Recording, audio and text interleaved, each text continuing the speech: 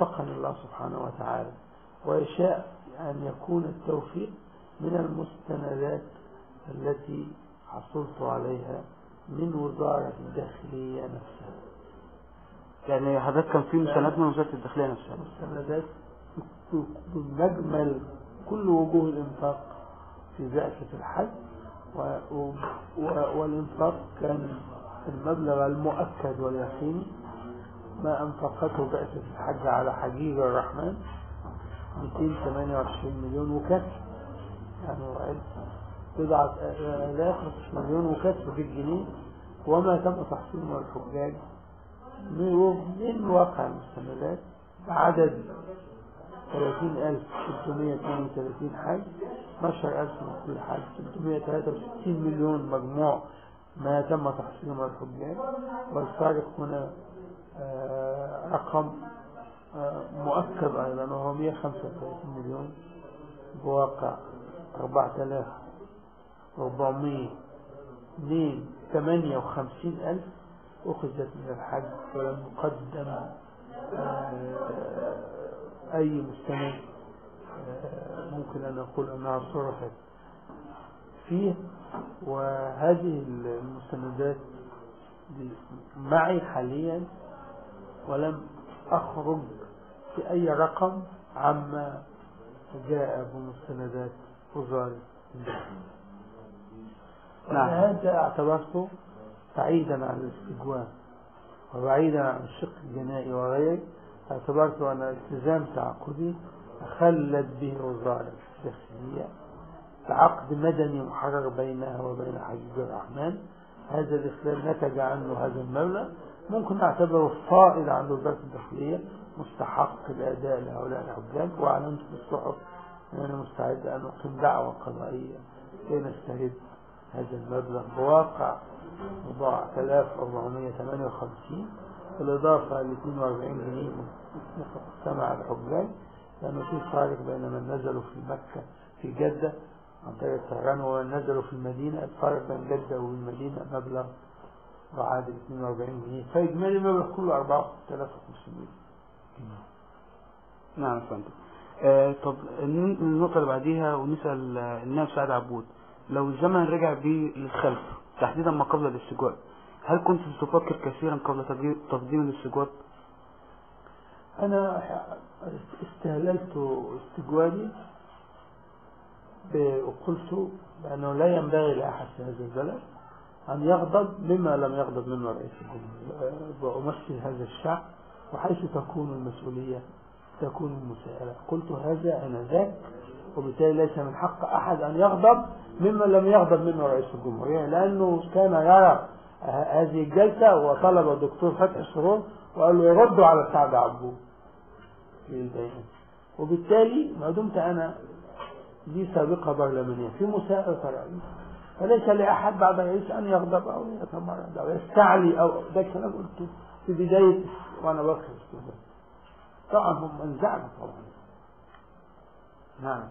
طب حضرتك الناس عامة الشعب بعد اللي حصل مع النائب سعد عبود شافوا ان اللي حصل ده يعتبر انذار شديد اللهجة لنواب المعارضة والمستقلين، فهل حضرتك تتوقع انه هتحصل حالة من الهدوء في انتخاب جبهة المعارضة في البرلمان؟ ما اعتقدش ان الالتفاف الشديد اللي حصل من الاخوة المعارضة بكل انوانهم كانت مظاهرة وطنية رائعة، وكانوا في قمة المسؤولية الوطنية، تفوا حولي أو استمطروني بعاطفة جياشة جدا، واتخذوا قرارات بكل الاستجوابات من المجلس إذا ظل الجزاء على مرفوعا أو منفذا عليا، وأن القضية لم تعد قضية سعد عبود، قضية المعارضة، لأن الذين يقدمون الاستجواب هم المعارضة فقط. أصبحت قضية الشعب المصري كله، لأن الاستجواب من نواب الشعب المصري لتعرية الفساد في كل قطاعات الدولة ومناحيها المؤسسات الاقتصادية وغير الاقتصادية.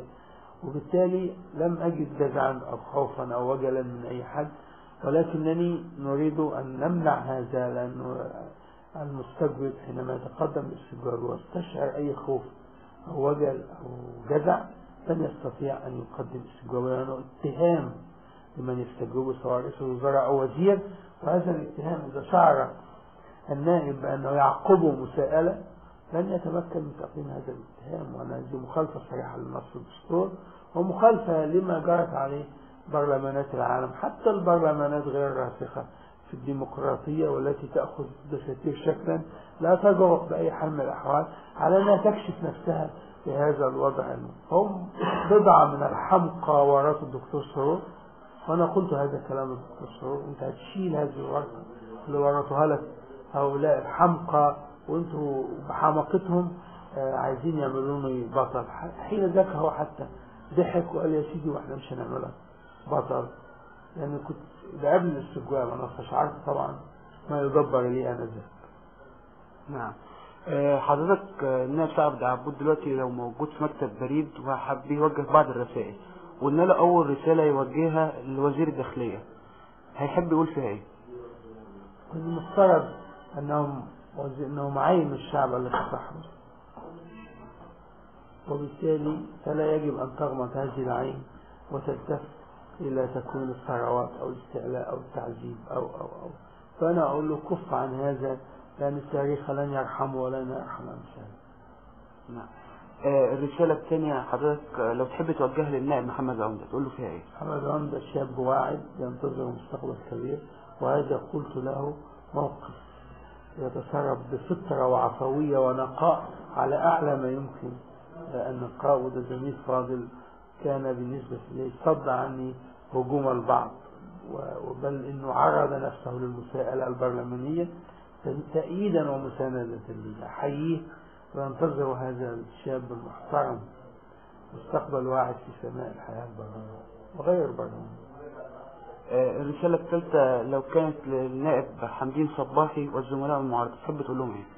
كتيبة من المناضلين وفتية آمنوا بربهم وحطوا أرواحهم ومستقبلهم على أكفهم ويقفون بشجاعة لنصد جميعا هذا الفساد الذي انتشر في كل أنحاء وتحول إلى ظاهرة تحتاج إلى عمل جهد شاق وضخم جدا حتى يمكن أن يعود إلى الركن ويتحول إلى استثناء وليس ظاهرة. رسالة لو حضرتك تحب توجهها للنائب السابق الدكتور أيمن نور وهو في أسر تحب تقول له إيه؟ بنطلب من العلي القدير أن يخرج من أسره ومن محبسه لكي يشكل إضافة لنا نحن في حاجة إليه الآن أكثر من أي وقت مضى، وسيخرج بإذن الله إن شاء الله. رسالة حضرتك تحب توجهها لشباب مصر تقول لهم فيها إيه؟ مستقبل مصر طبعا الشباب هم كل المستقبل، مصر الحاضر وكل المستقبل، وعليهم أن يمسكوا زمام مستقبلهم بأيديهم حتى نجعل من مصر هذه الضعيفة مهيضة الجناح العجوز الهرمة مصر بهم فتية عفية قوية يكون لها المكان اللائق لها على سطح هذه القرار إن شاء الله. حضرتك لو معاك جواب أخير تحب توجهه لمين ورسالة تقول فيها إيه؟ رسالة كل شرفاء مصر أن نقف جميعا على قلب رجل واحد ضد هذا النظام الفاسد الذي جعلنا نتخلف وجعل من مصر دولة ذات التاريخ العريق، مصر الهامشية المهمشة حاليا والتي لا فقط دور على مستوى الأمة العربية، وأصبحت هؤلاء الذين يقسمون على صدر هذا البلد يتلقون التعليمات من البيت الأبيض تملى عليهم وينفذونها. مصر لها دور، مصر هي الكيان والمكان، وعلينا أن تعود لدورها تقود أمتها العربية حتى يكون لنا ما يليق بنا على سطح هذا الكوكب. أخيرا حضرتك مدونة بيجاسوس مصر بتشكر حضرتك على هذا الحديث اللي بتعتبره انه هيبقى وسام في هذه المدونة، وحضرتك تسمح ان يبقى الشرف لكل شباب مصر انهم يسمعوا هذا الحديث ان شاء الله. أشكرك على انك اتحت لي الفرصة انني اخاطب شباب مصر، وانا الذي جعلوني اجلس على هذا المقعد واتمتع بهذه الجسارة هو الاصرار الشديد من شباب مصر على ان ادخل هذا المكان، وبالتالي انا حافظت لهم عهدهم ولن أخيب ظنهم أبدا. شكرا لحضرتك.